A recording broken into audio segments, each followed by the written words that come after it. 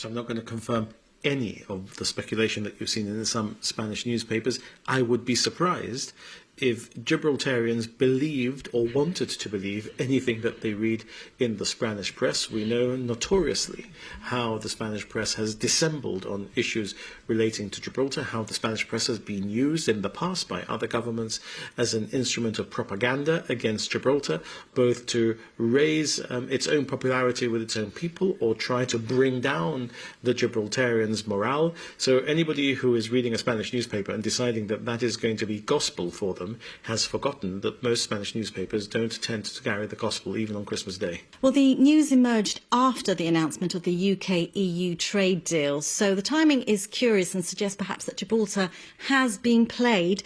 And can you answer whether Spain has backtracked now that it's got what it's wanted, its citizens protected and a Brexit deal in the bag with the UK? I really don't share that analysis at all. I don't think that this is a question of being played in that sense. I don't think that the issues that relate to Gibraltar relate only to the well-being of Gibraltarians. They relate to the well-being of citizens of the member states of all of the 27 members of the European Union. There are many live issues here, and I'm not going to comment on any of the live issues in the negotiation because I want these negotiations to have a shot at success. I think that we can all win in these negotiations. All of the parties to this negotiation can win, or all of the parties to this negotiation can lose. This is not a negotiation that ends with one party winning and the others losing, and that includes Gibraltar. I mean, we're not going to win this and Spain is going to lose and prostrate itself before us and accept that she's been wrong for 300 years, and neither are we going to do that in the context of the Spanish claim. So we've got to understand that there is a great deal of complexity here. I'm not at liberty, neither do I think it's in the interest of the negotiation for me to go into the live issues in the negotiation. I'm not going to comment on what others are saying, other live issues in the negotiation, but I would urge people not to believe everything that they read in the Spanish newspapers in particular. You told GBC on Christmas Eve that a deal was just metres away. Can you confirm if that is still the case? And do you still feel optimistic that there is still potential for an agreement on mobility across the frontier to be agreed before the 31st of December? I am optimistic that we can do such a deal. I don't know that we will do such a deal because my optimism relates to my view of what could be done. It doesn't necessarily cover the views of others in the negotiation and how far they are prepared to go. But I've said, look, it's time to grasp the nettle of history. History presents you with nettles. In other words, there's always going to be an element of pain involved for all sides. But the tighter you grasp the nettle, the least its thorns will hurt. Chief Minister, the EU's position has always been that Gibraltar is not covered by the territorial scope of the negotiations, and the UK government has always said that it is negotiating for the whole UK family, including Gibraltar. But by separating the two negotiations and running them in parallel, and then closing the main deal before the second one is agreed, hasn't that left Gibraltar out in the cold with no leverage to ensure that a deal is done before the end of the transition period? I do understand that that is the analysis that many people are making. I would say that there are many aspects to this and that is a gross undersimplification. It would be very wrong to analyse the UK-EU treaty and not see what it does for Gibraltarian British citizens. It does a number of things for Gibraltarian British citizens. It would be equally to oversimplify things to believe that there are things in that UK-EU treaty which we needed and not to realise that there are some things in that UK-EU treaty which would have acted like handcuffs on Gibraltar in the event that we are not to have a deal with Spain and the European Union about the future.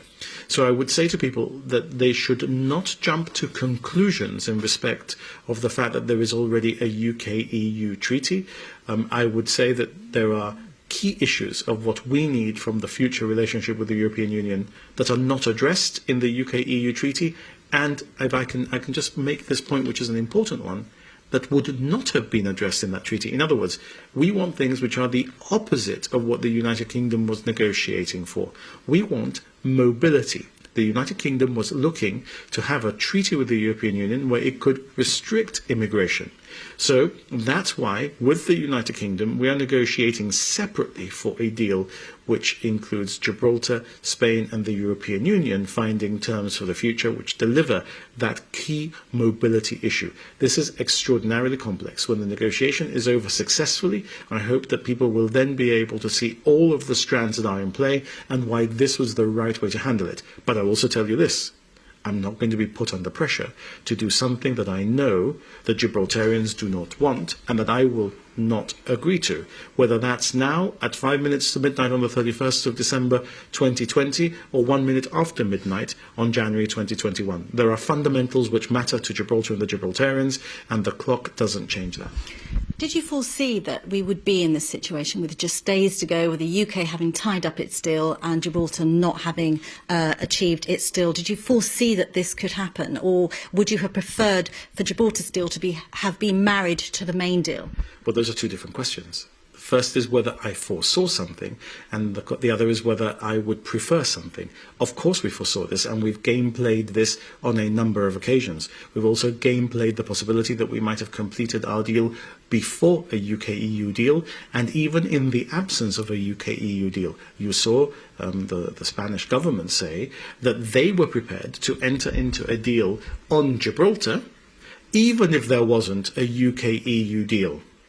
But we were all also ready not to do a deal, even if there was a UK-EU deal.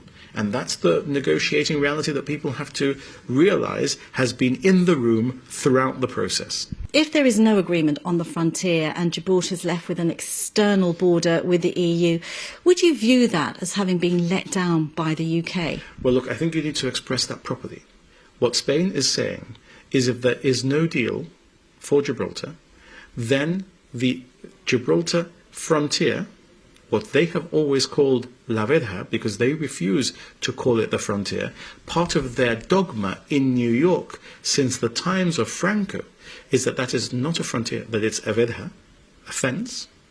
They say that on the 1st of January 2021, if there is no deal, that will become the external frontier of the European Union. So look, at least in New York, we will be able to have the European Union confirm to the Committee of 24 that it was never a fence, it was always a frontier, and we were right about that. So there are many angles to this. All of them have to reanalyze coldly and calmly to see how to play to the advantage of the Gibraltarians and the people of Gibraltar. And that does not mean rushing to judgment over whether the United Kingdom should or should not have done a trade deal, which does not include, in its vast majority, things that we want, but does include some rights, very sparse, for British citizens, which we will have as British citizens. So this is a very complicated analysis that has to be done. It is not a one-shot black and white, we've been let down, we're not going to have a deal, not having a deal is just bad for us. What protection do we have from the worst-case scenario of the UK having its deal, but Gibraltar not having achieved one? Well, that is not something that necessarily we need protection from. That is something that we need to analyse to ensure that we're ready for those circumstances, because we did not go into this negotiation saying, please, please, please, we must have a deal.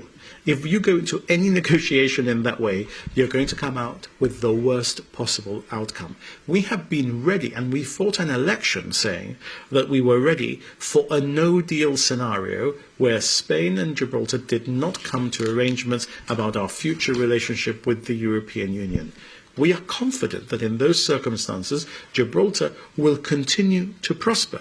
Look, it won't be perfect. We want a deal. We are optimistic we can obtain a deal, but we're not going to go into the room, especially in the last days before the potential for there to be no deal, saying that we must have a deal and that we need to be protected by someone from the possibility of there not being a deal.